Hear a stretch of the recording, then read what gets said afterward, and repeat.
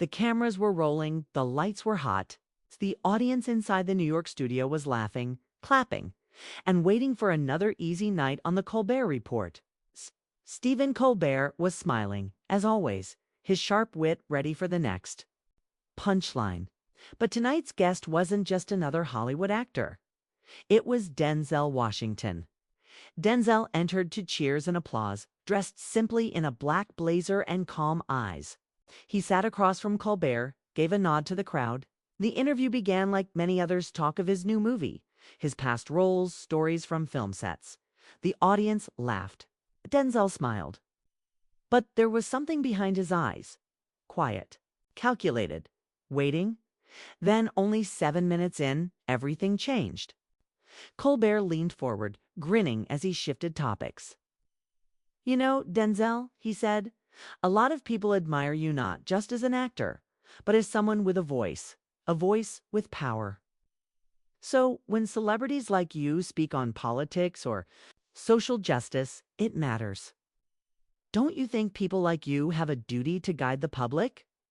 The room suddenly felt tighter. The smiles faded. Denzel didn't speak right away. "I think," he said slowly, "that's a dangerous thing to assume." Colbert blinked. The crowd was silent now. Denzel continued. "Truth doesn't always come from the loudest voice. Sometimes it comes quietly, and sometimes it doesn't come from a celebrity at all." Colbert laughed nervously, trying to pull the moment back. Sure, but you must admit your words have weight. Your influence, Denzel cut in, .com, but firm. So does yours, Stephen. But you're not asking questions. You're handing out scripts. The crowd didn't know whether to laugh or gasp. Colbert tried to smile, but his eyes sharpened. Scripts. Denzel leaned forward. Do you ever ask yourself why certain voices disappear the moment they go off message? Colbert narrowed his gaze. You're suggesting what? That the media silences dissent. Denzel nodded once. Not just the media. The system, the ones behind it. And if you want to know how far it goes... He paused, then said clearly, "Ask them what happened in Vienna." The room froze. Colbert's expression shifted. His lips parted slightly, but no sound came out. His face turned pale. A producer off-camera gestured wildly, cutting a hand across his throat. Studio crew looked confused. One stage manager moved toward the camera, as if ready to shut it down, but the cameras were still rolling. America was still watching. "Vienna," Colbert said softly. "What are you talking about?" Denzel didn't answer. He just looked at colbertcole.com, like he knew something deeper, like he had crossed a line he could never come back from.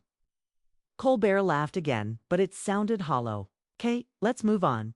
Your new film," but it was too late. The tension had snapped. The audience wasn't clapping. They were whispering. The energy had changed. Something was off. Somewhere in Washington, D.C., a red light blinked on in a federal control room. A tech analyst quickly typed the word Vienna into a classified search field. A red flag appeared instantly. Studio Colbert pushed on. "You're saying something happened in Vienna that, what? Involves Hollywood?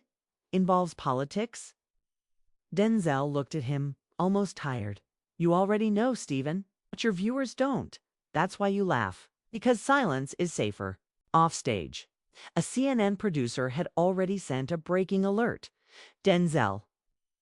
Washington drops Vienna bomb live on Late Show. Colbert cleared his throat. "Let's talk about your character in the film," but Denzel stood up slowly. He removed his mic, turned to the audience and said, "It's not about me. Not tonight." He walked off stage. The camera struggled to follow him before cutting. To black. What followed in the next hour was a storm.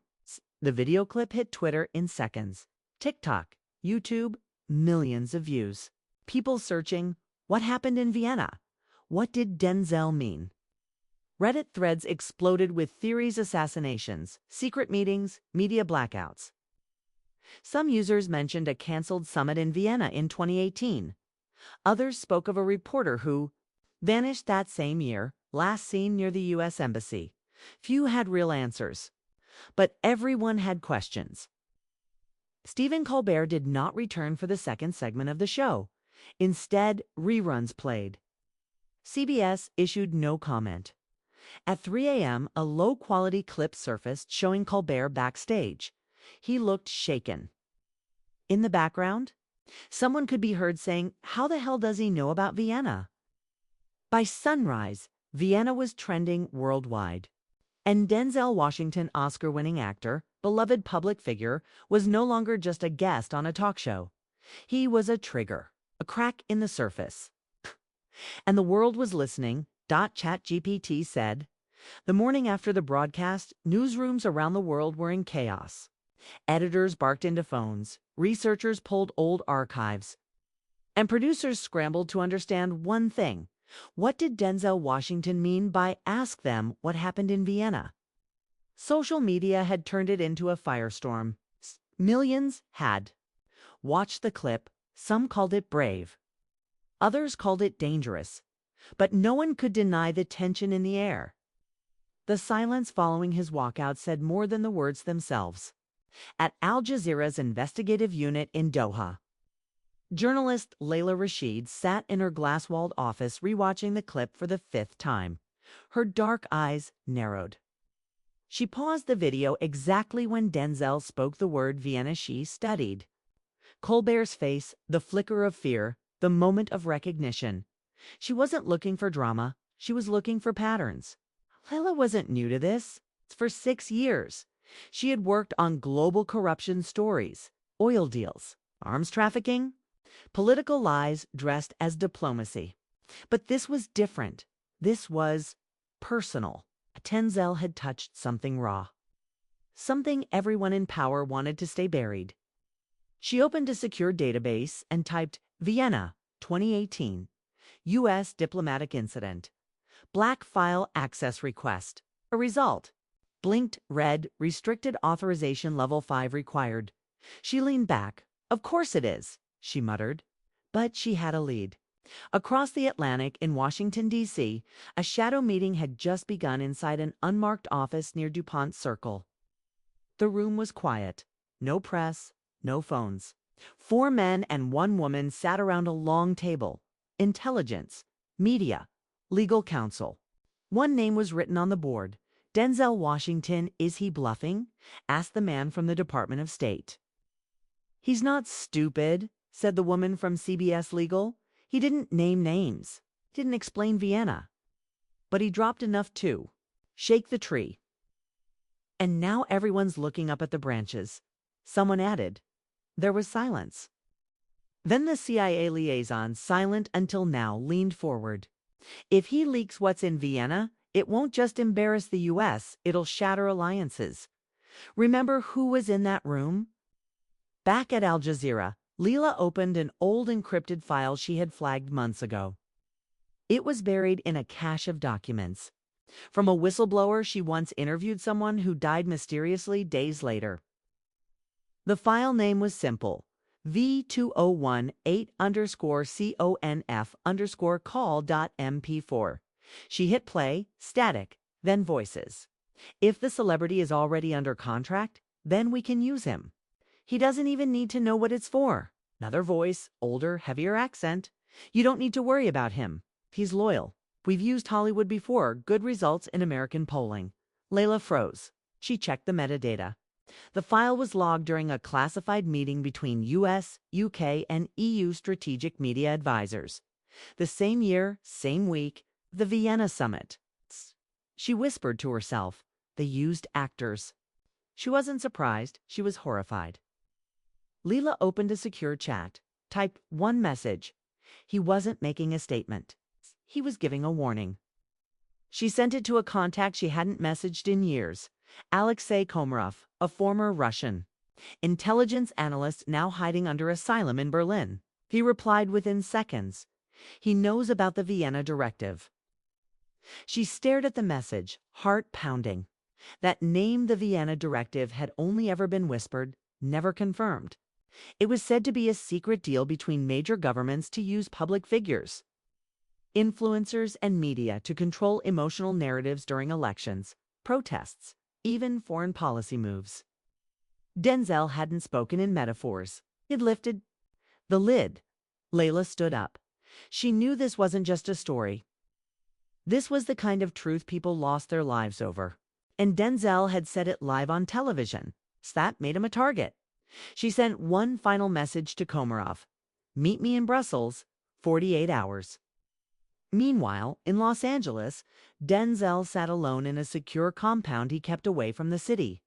No phones, no press, just silence and the ticking of a clock.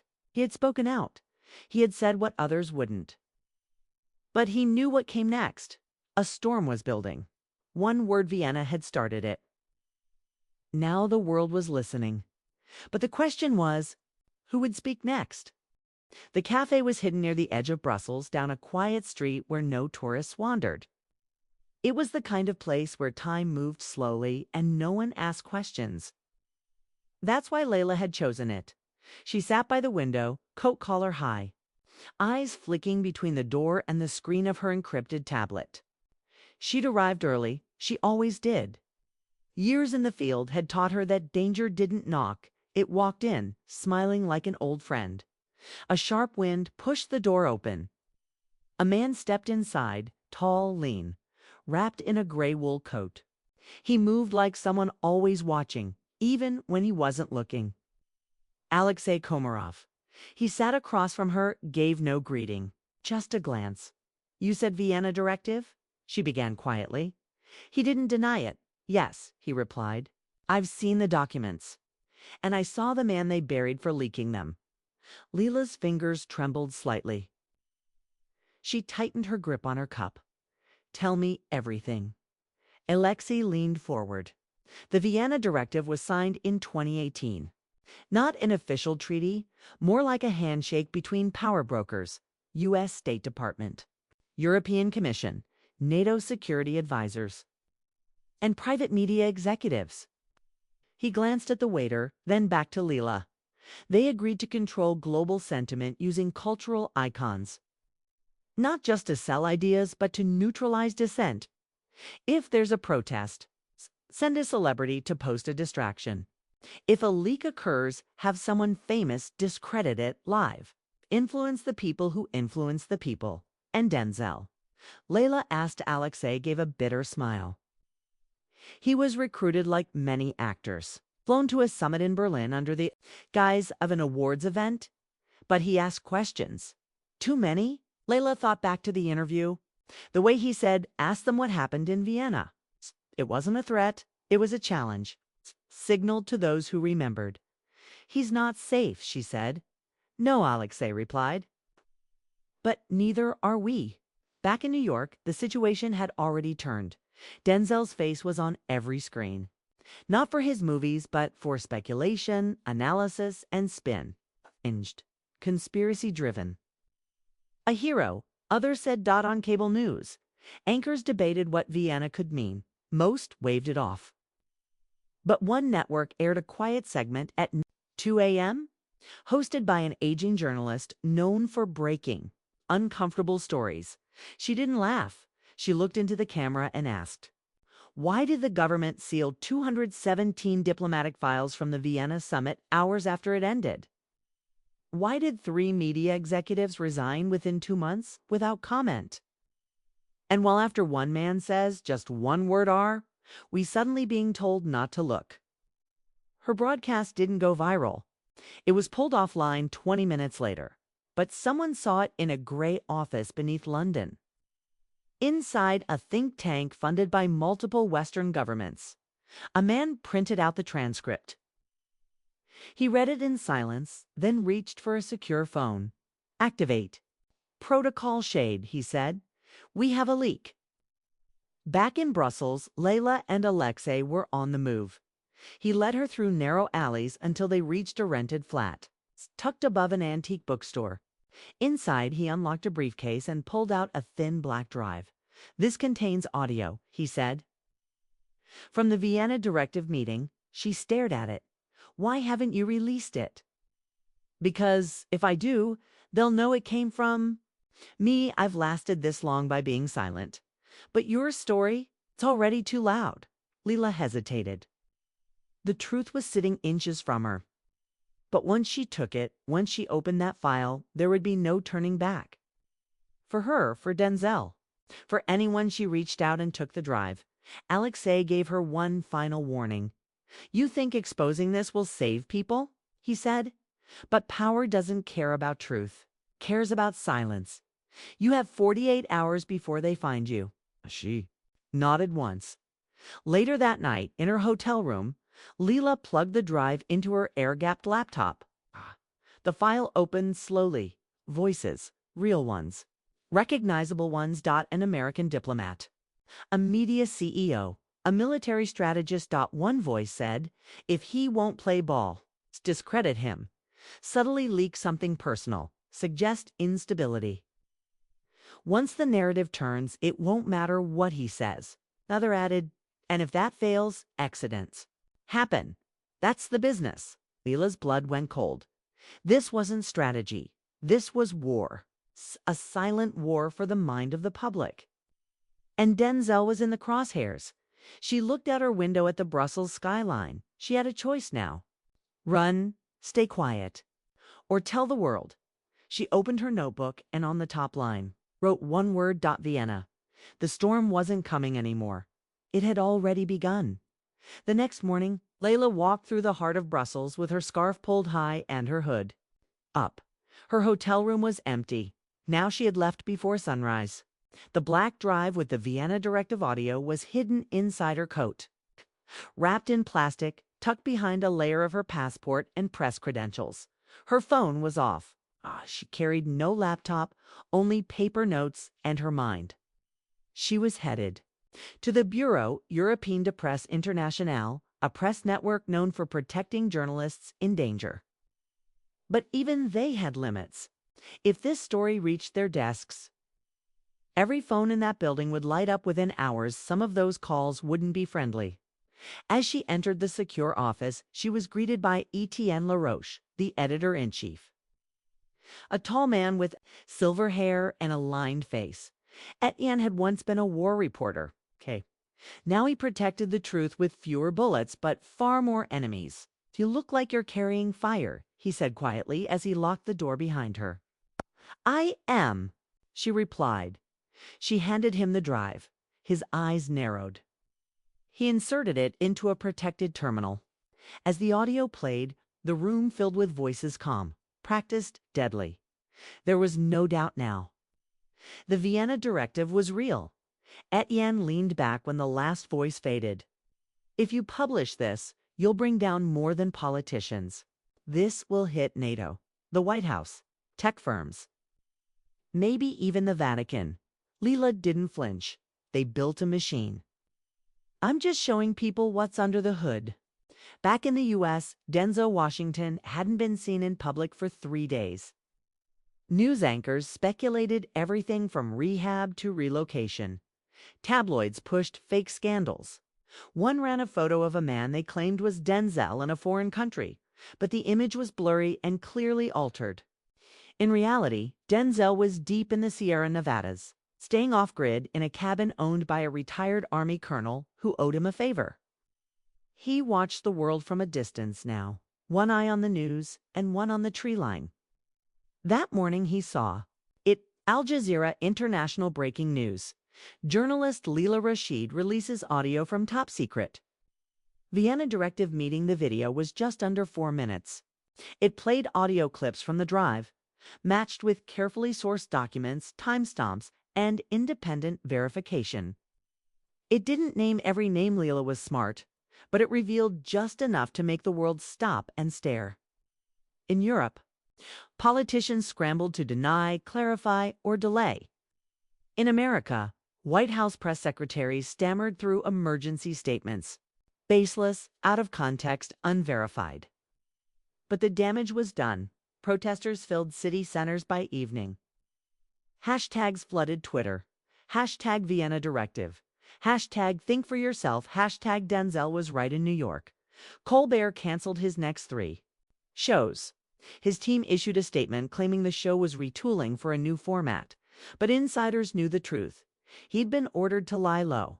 Executives were panicking. Sponsors were pulling ads, and Leela, she was already gone. After publishing the piece, she disappeared. Etienne had helped. No phones, no trails. She was now a ghost in the age of digital surveillance. Some said she'd gone to Iceland.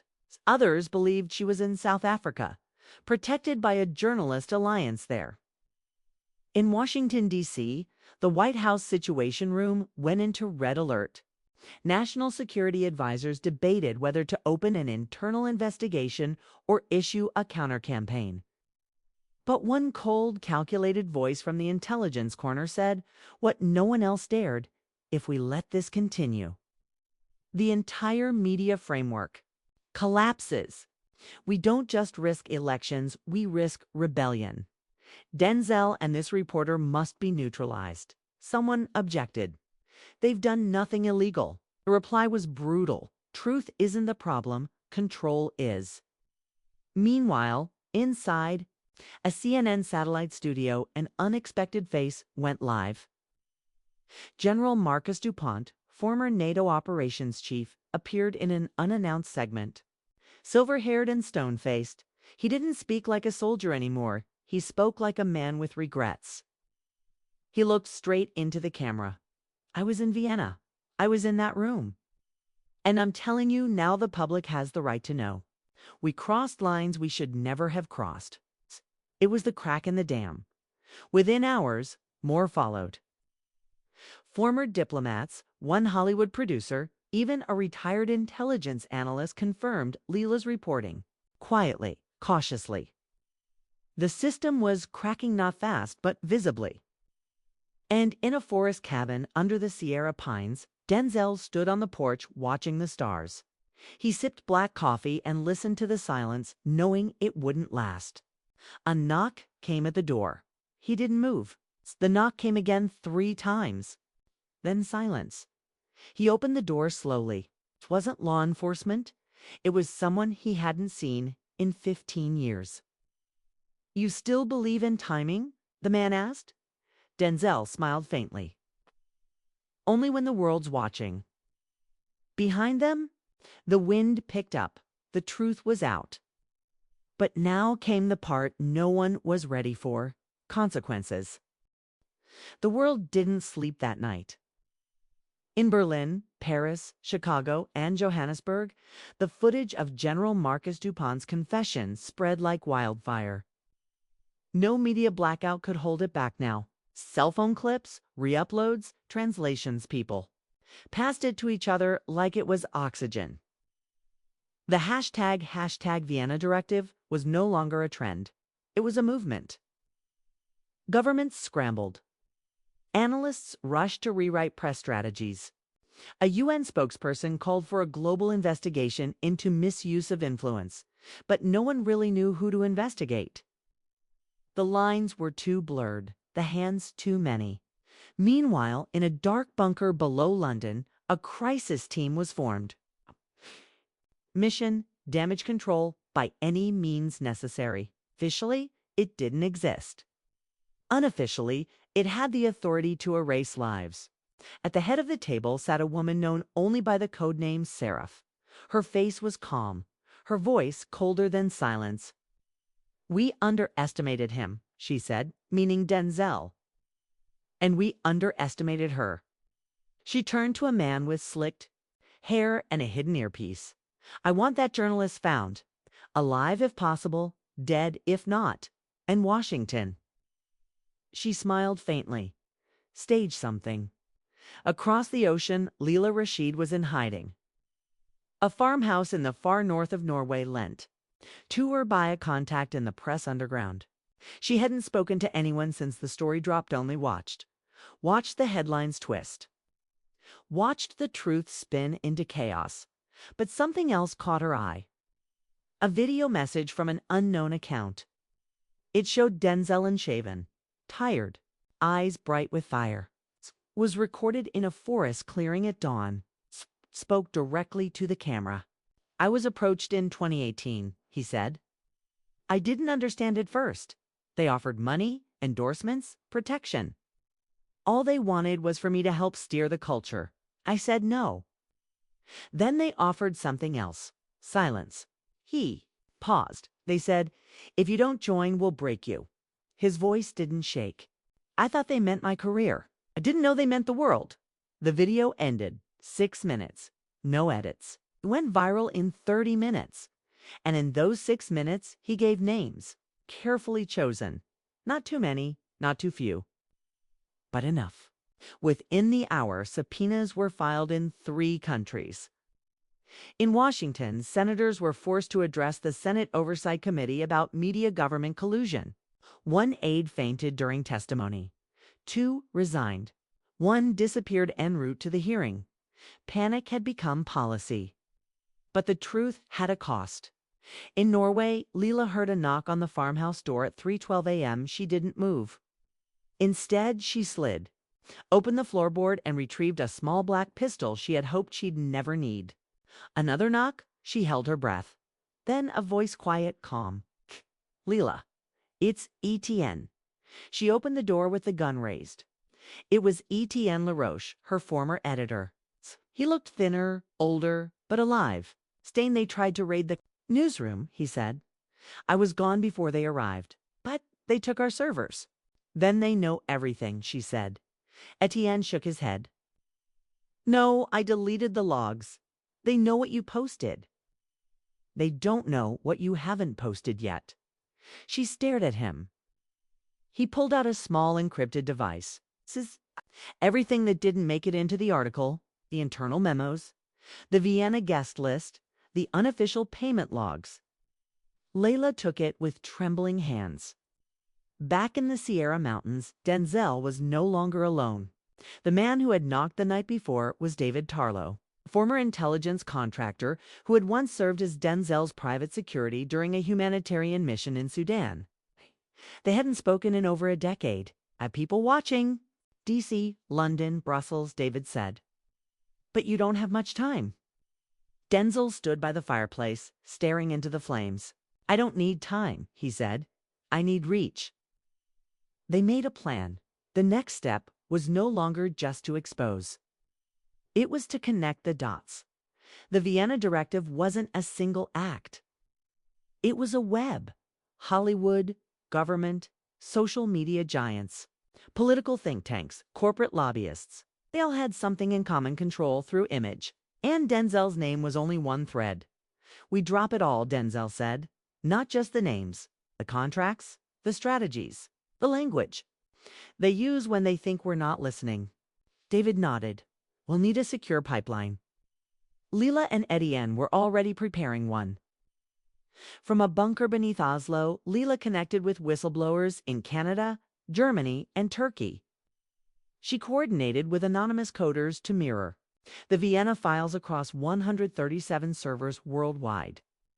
If one went down, others would stay up. If they blocked the story, 1,000 more would share it. This wasn't journalism anymore. It was survival.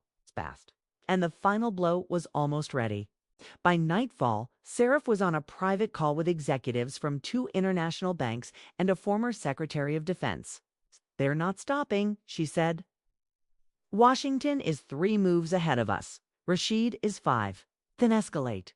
One voice said, "No," Seraph replied. "We reframe, turn them into villains, conspiracy theorists, manipulators of public fear." A silence. "And if that fails?" another asked. She leaned closer to the mic.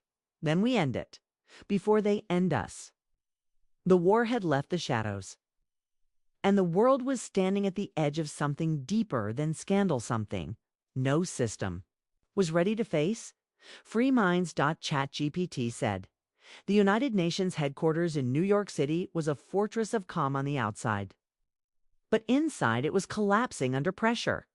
Emergency lights glowed along the upper floors. Security was doubled. World leaders arrived quietly under the cover of night.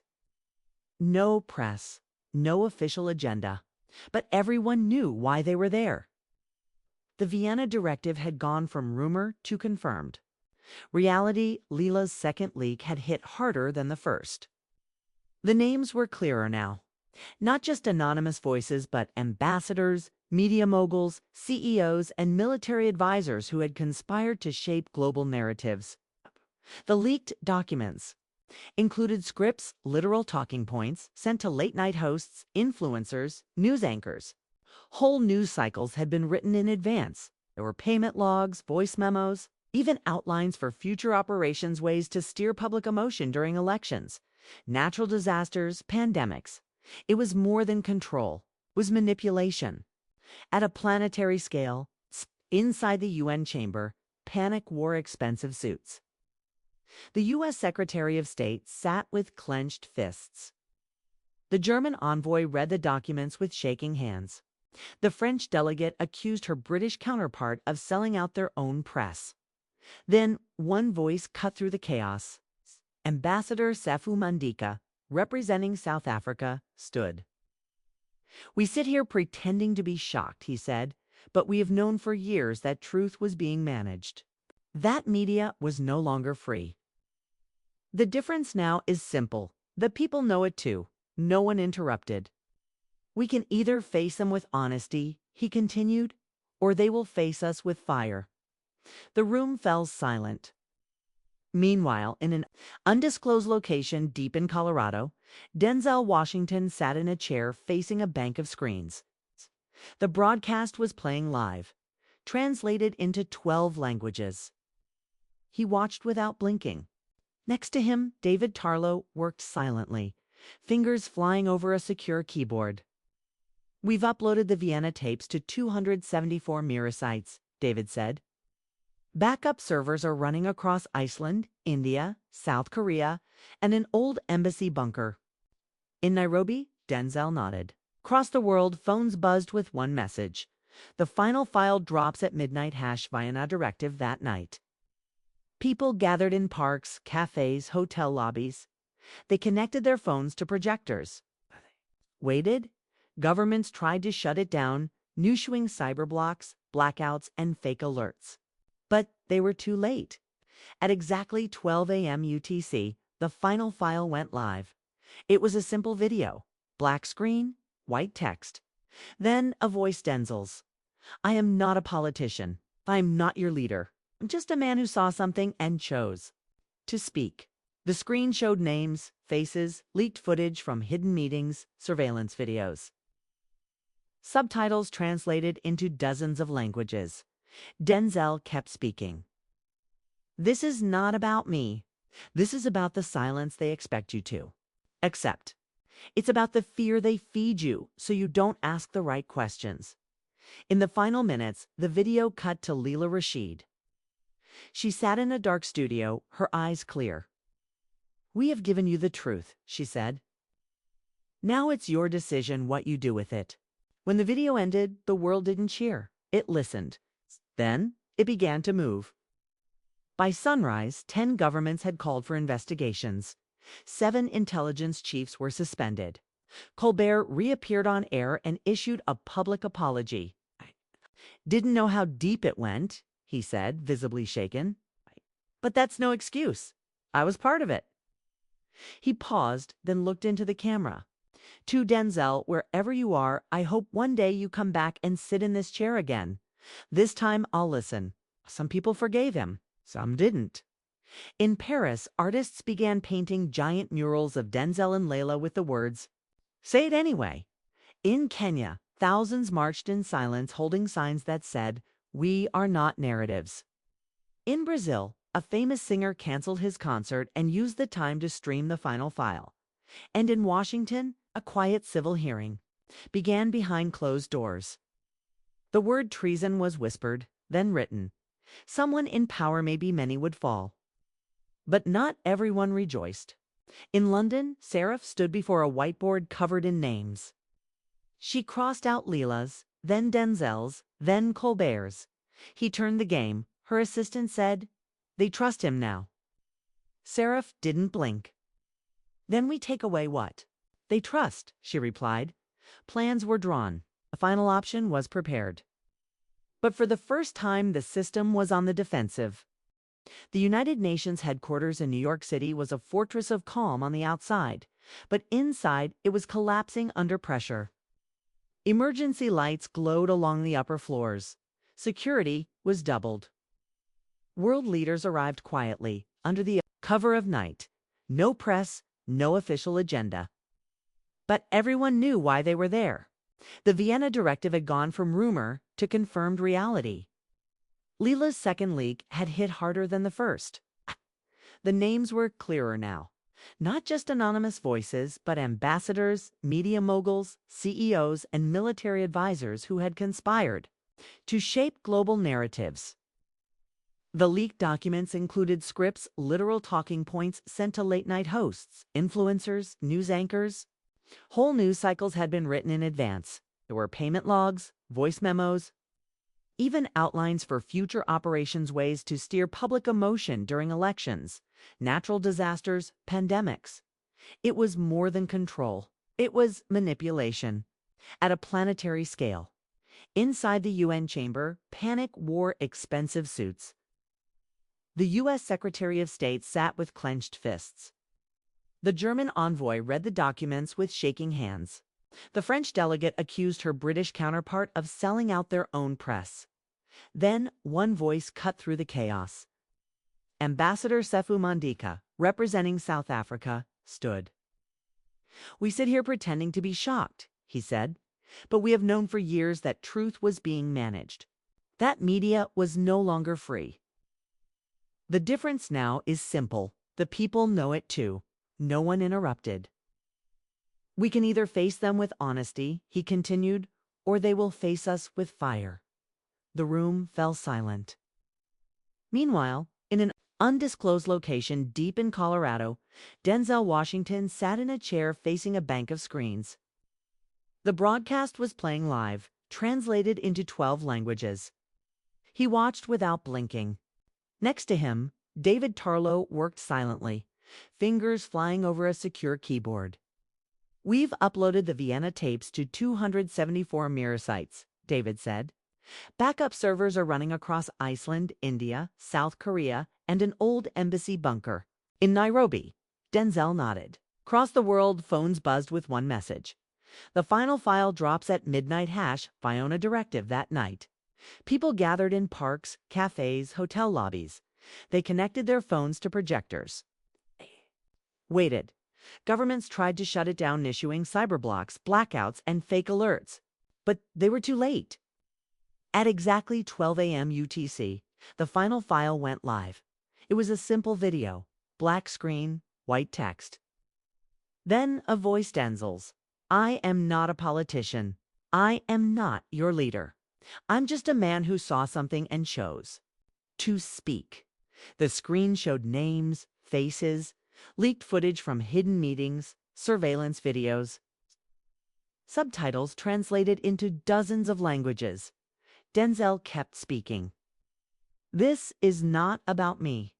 This is about the silence they expect you to accept. It's about the fear they feed you so you don't ask the right questions." In the final minutes, the video cut to Leela Rashid.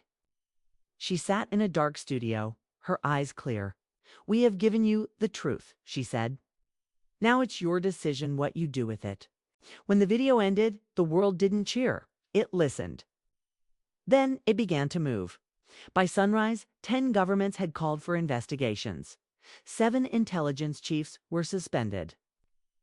Colbert reappeared on air and issued a public apology. "Didn't know how deep it went," he said, visibly shaken. "But that's no excuse. I was part of it." He paused, then looked into the camera. "To Denzel, wherever you are, I hope one day you come back and sit in this chair again. This time, I'll listen." Some people forgave him. Some didn't. In Paris, artists began painting giant murals of Denzel and Leila with the words, "Say it anyway." In Kenya, thousands marched in silence, holding signs that said, "We are not narratives." In Brazil, a famous singer canceled his concert and used the time to stream the final file. And in Washington, a quiet civil hearing began behind closed doors. The word treason was whispered, then written. Someone in power, maybe many, would fall. But not everyone rejoiced. In London, Seraph stood before a whiteboard covered in names. She crossed out Leela's, then Denzel's, then Colbert's. He turned the game, her assistant said. They trust him now. Seraph didn't. Blink. Then we take away what they trust, she replied. Plans were drawn. A final option was prepared. But for the first time, the system was on the defensive. Layla moved again, this time to a location only David and Denzel knew. She changed her name, wore a different face. But her voice now belonged to history. Denzel returned to silence. The world had shifted. Power once hidden behind polished glass and well-placed words had been dragged into the light. And though the darkness remained, it now had a name, the Vienna Directive. And millions were ready to fight it.